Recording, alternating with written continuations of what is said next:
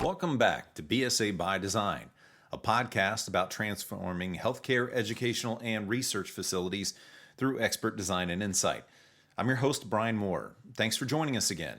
In this episode, I'm joined by Andrew Lough to discuss Vision-Centric Planning and about working with clients to understand the whys behind a project, the point of master planning, and how to develop around technology when planning spaces. But before we get to our conversation, let me introduce our guest.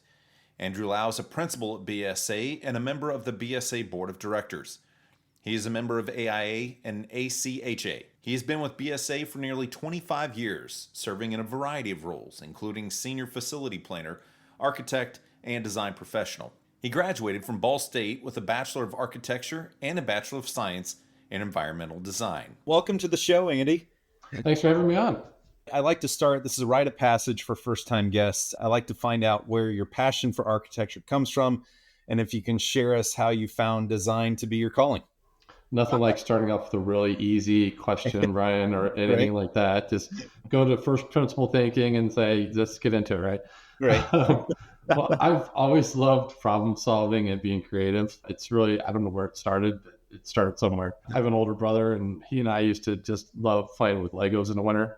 In the summer, we'd be outside doing all outside things. But in the winters, basically, we didn't have a lot to do other than in northern Indiana, winters, you're inside playing with Legos all day. And the freedom that it gives you to be imaginative and to build things and to figure out what you want to build and solve problems that way really sort of just it kind of made me always be inquisitive of what we can do. That kind of led me to, in school being really gravitating towards the sciences, especially chemistry and physics. I loved physics growing up, but I also loved, being creative in writing and enjoying the arts. My friends were all in the arts. I was in sports, but didn't have a lot of time for art classes, but I loved the arts growing up as well.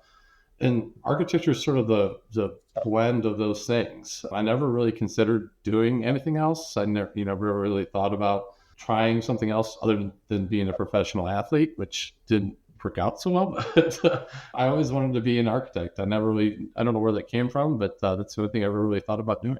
I'm going to add, you don't know this, but our listeners, by the time this airs, we had Justin Beadle on a couple episodes ago, and he also made the same analogy about Legos. He was like, I was obsessed with Legos. There's something about it. I wanted everybody to know that wasn't planned. We're not making a part of Legos. It's just a creative thing, right? Well, and it's really in the news lately with Sammy Sullivan from the women's rugby team. She's, really kind of talked about how Legos help her calm down and do things and be focused. And they're just a great explorational toy, Yeah. They're fantastic growing up. I wanted to have you on the show to discuss your role and some of your unique abilities to clearly identify challenges and creative solutions that align with institution's strategic mission, vision, and goals. Now, some may say it's obvious why that should matter, but I can see where it can get lost as a project progresses. So can you explain how understanding the why behind a project or a master plan is so important? Yeah, I think so. When we start with, the why of a project, we're creating a shared understanding of what we're trying to achieve together.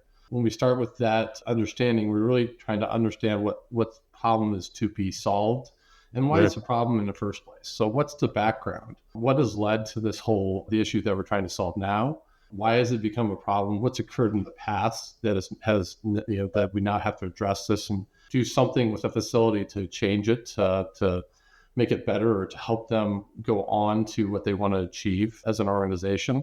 So, when we start with that, we start with the shared understanding. All of our clients are trying to solve a unique problem to them. Each organization has a different focus. So, in our markets, it's discovery, learning, healing. For them, what does it mean to be better researchers, better educators, better caregivers? When we start with why, we're creating that shared understanding and understanding the contributory, all the contributory factors to it.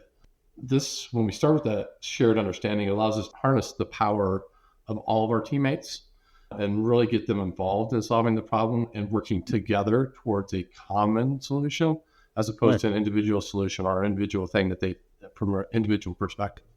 You mentioned this process. I'm assuming it varies from institution or whoever the client is, right? Are we talking this could take a week, a month, a year, a day, Yeah, some organizations know exactly what they want to do and exactly what the problem is and exactly how the problem is going to relate to their overall vision and goals that contributes to their overall success. Some organizations just think that they have a problem that's facility rated and maybe have put some thought together about where that will take them, but really having that discussion to really have a common understanding, whether they've already thought through it all or if they've not thought through it at all. Really, it's as varied as the number of people in the world, right? Right. So let's talk about how you identify how a design solution can align with a organization's strategic mission, vision, and goals. How we do that is we start by being curious and really digging, beyond just the top layer of information we get. We need to start asking about why that's become, why that thing is, why the issue is where it's at. Really, it's just being curious about people, and curious about the organization, and really diving into those types of things. When we do that, we can also, pair that, that's basically research. That's just diving in. It's also thinking about the people and the experiences they've had in an organization, or if they're even new to an organization, what the experiences they've had in the past. And when we dig into that, we can start to figure out where everybody's starting from. It's about engaging with people overall. When we look at design solutions and how they align to that, we kind of try to find common themes from our research and our conversations about what their actual vision is for the project. We can define what that actual vision is and how that aligns with your overall organizational vision. We can identify what the design objectives will be. What are we really trying to achieve through a design process? And then we like to develop design tenets, sort of those nuggets of information that we'll evaluate decisions against, whether that be flexibility or collaboration or efficiency or any number of other things. When we design against those things or design towards those things, it gives us a purpose, it gives us a common language, it gives us a common output that we were trying to achieve, and it allows us to really evaluate our decisions against a set of criteria as opposed to being just sort of opinion-based or feel-based. It gives us a way to have metrics against what we're designing against. You're listening to a client or stakeholder, and then you're coming up with design solutions that are matching up to these vision and goals that they might have, their mission. What is the role of a stakeholder then in terms of their engagement and communication with Vision-Centric Planning? They're an integral part of the team. I mean, that it has to be continuous engagement with them to really have them be part of the solution, because they are experts in what they do. We bring our expertise to the table to help shape their expertise into a custom solution for them. And that's the essence of the collaborative relationship for stakeholders. I mean, if we don't do that, then we're just solving a problem that could be generic, but it may not help them get their organization to where that organization wants to go. You're not pulling something just off a shelf, right? It's not, the design check the stock room in the back. I think we've got something for that. Design is like Legos. So, you can have a set of Legos that gives you a certain outcome. With directions, yep. Or you can take that and create something that's unique and tailored to the individual person. So, our individual organization, in our case, we're designing for an organization as opposed to a person. So, how do we take that, what are general guidelines for the industry, and turn that into a specific result? How do you maintain transparency and foster trust through the planning and design process? I think about this as just by doing it, by being transparent and being trustworthy. That's sort of the thing that's about, it's doing what you say you're going to do and then being consistent. For us, in terms of, starting with why and the vision and Vision-Centric, it's starting every meeting by talking about what the project vision is and what our design objectives are and our design tenets.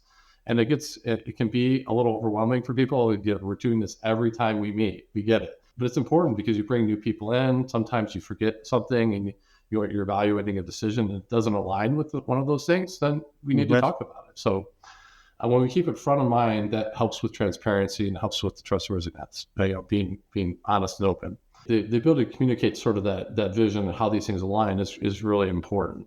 communications about repetition, being consistent with it. It's about the consistency of the communication. We can go into whole communication theory. It's a whole another sort of discussion point. But it's really about communications, about interacting and building trust with people and getting to the root causes of problems or root cause of discussions. And when we do that, when we're consistent and being forthright, then you're building trust. You're building transparency throughout.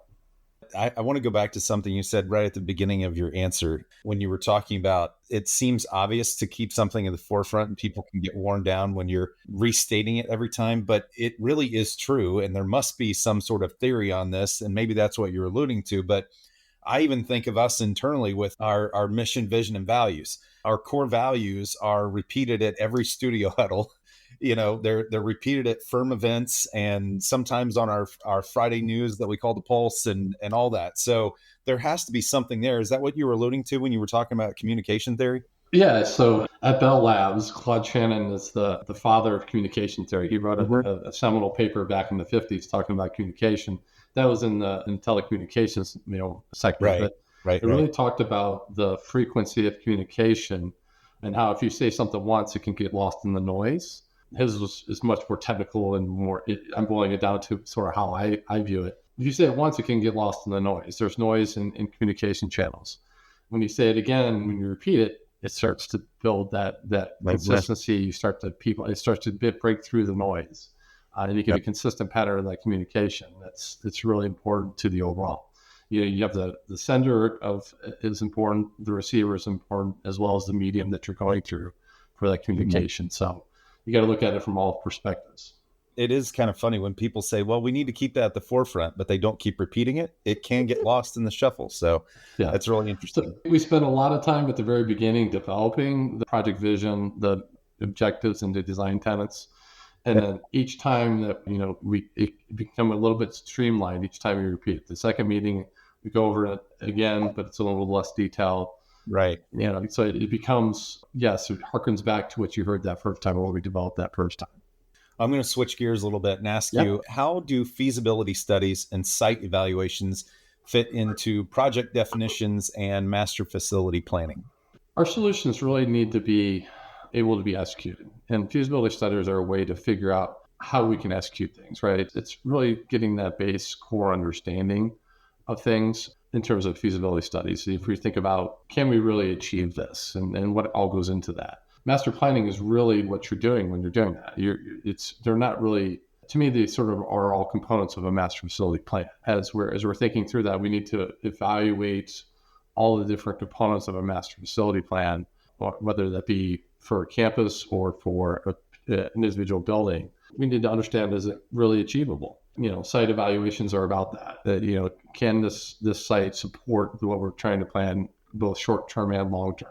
And long-term is equally as important as short-term. So how do we do that? And all those things are just tools to create that sort of master facility plan. Are you doing test fits for the site when you're doing those? Are you looking at like soil and foundation? A lot of it is, it's all of those things, right? But if we go back to, starting with why, as we're evaluating a site, does it fit that why? Does it fit the parameters that we're trying to achieve? If it's about community and this site isn't connected to the community, then we need to figure out how it does connect to the community. If it's about transparency and it's in a location where it doesn't have not transparency, it's about visibility of a program in higher education. We want to elevate the status of this program and it's not visible, figure out another way to make the program visible. So that's, when we're looking at site evaluations, we need, testing that against these overall design tenets and making sure that everything's alignment all the way through. Alignment is critical in terms of our project success. When we get things all aligned and meeting the design tenets, meeting the project vision, meeting the overall objectives of what we're trying to achieve, then that can align up to help them with the overall organizational vision and mission. When you get things out of alignment, you can be doing things that don't necessarily contribute to the overall goal. And you want to eliminate those generally. You want to eliminate misstep. I've previously talked to Keith Smith, Molly Hoover, and Terry Joy a little bit about master planning, but I would love your thoughts on why developing a comprehensive master plan is so important to the long-term growth and development of some of these campuses and some of the clients that we work with. Just mentioned making to the right steps, right? Having a comprehensive plan to how you're going to get someplace is making sure that you're not taking roadmap. You're not taking steps that are going to lead you off the path. Or organizations' missions rarely change drastically. Their visions will change over time, right? The overall mission stays the same. The vision to get there can morph. It can ebb and flow a little bit, but rarely just deviates completely from the path. So we want to make sure that any decisions that we're making contribute to that path, getting to where we want to go. That's what a comprehensive master plan does, is it gives you a roadmap, it gives you those parameters so that if, we can evaluate our steps along the way. And if we see that they're getting off the path, we can now course correct to get us back to where we need to be. And I would imagine, or I would guess, that space planning is a vital part of that programming. So how do you go about assessing spatial needs and requirements while optimizing space utilization and still maintaining flexibility? We got a couple days to go through this, is what you're asking me. I could go lots of ways with that, but I think as we evaluate space, it comes down to really three things: the people, the activity, and the stuff.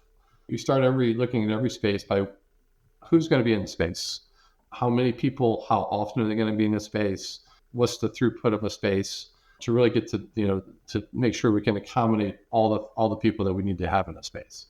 Secondly, we need to know what the activity is, whether this be in higher education or in healthcare or in research. We need to know what they're doing.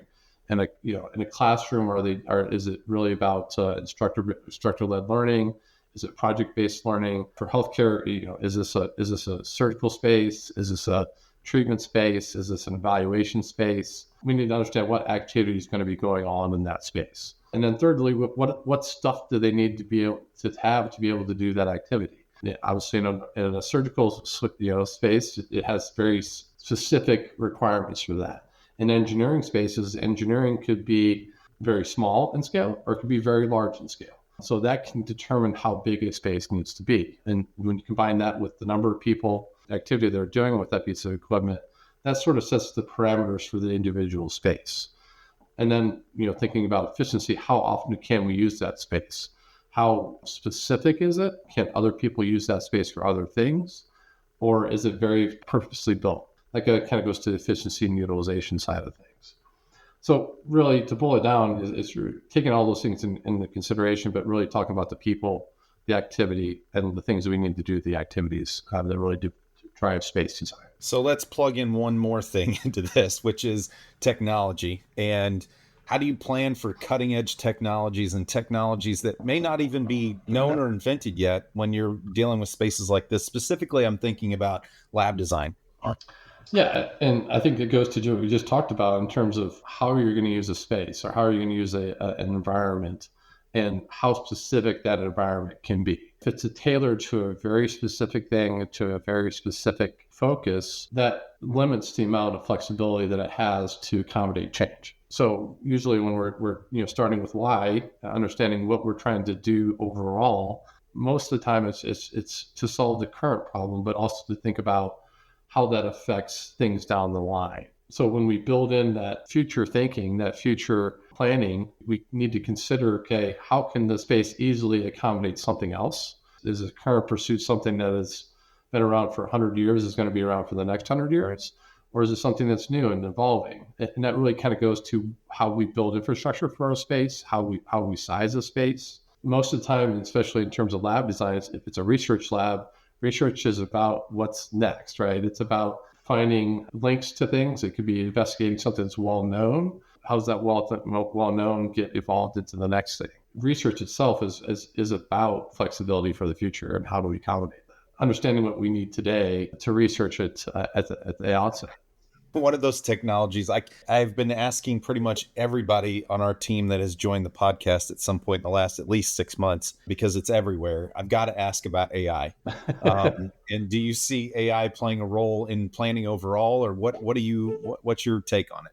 Yeah, I mean, I think AI can do some amazing things, and it's continuing to evolve. And we'll continue to be able to do even more. For planning, I think it's a great tool for research and for collaboration to be able to cull information, cull data to help inform the stakeholders and give them background of what we're trying to achieve so that we can have intelligent conversations that's informed by data. That's a great use of AI. Can interact with people too. I think it's important that as that continues to evolve, that we don't lose the personal aspect of what we do. Architecture and engineering and design of spaces is a very personal thing. And we want to make sure that doesn't get lost as we continue to advance our technology. There's a human element to all the spaces, especially all the spaces that we're talking about are about people.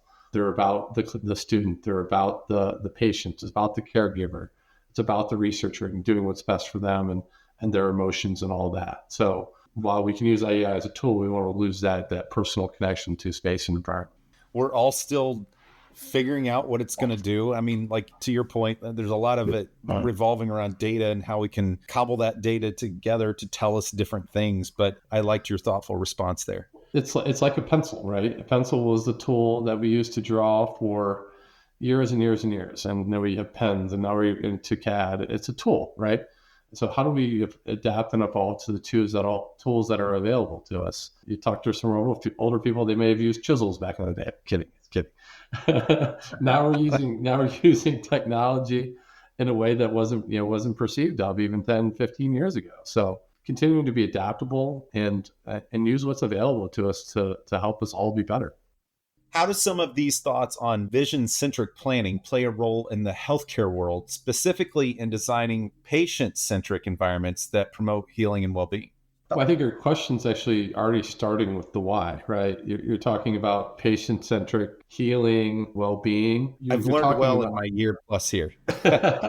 We're talking about design tenets that come out of the organization. And I think it's important that we continue to ask what the organizations are trying to achieve. Each organization goes about it in a little different way, right? A community hospital is different than an urban hospital. Try to achieve the same thing, improving the health and well-being of their community, but the scale that they're at is a little bit different. Their community's different. So I think if we're starting with why on each of those things, we can tailor our response to their particular why, their particular way of providing that care and that well-being. When we start with that why, we're starting from common ground so that we can actually get to a state where the outcomes are improving all of our lives. I'm going to wrap up here, but I wanted to say, I don't even think you may remember this. We were together, I think it was last winter, or maybe it was early this year in Austin, I think. And you mentioned something about vision-centric planning, and it sparked this idea. So I want to thank you for coming on and talking about it. I'd love to have you on to talk about other topics as well in the future, but I thought this was a nice introduction for you and something I know you're passionate about. Yeah, absolutely. I love what we do and the people that we get to help do it for. It really is a passion to, figure out how we can make environments better for everybody that occupy them. Well, thanks, Andy. Thanks. Thanks again to Andy for joining me on this episode of BSA by Design. You can connect with him on LinkedIn.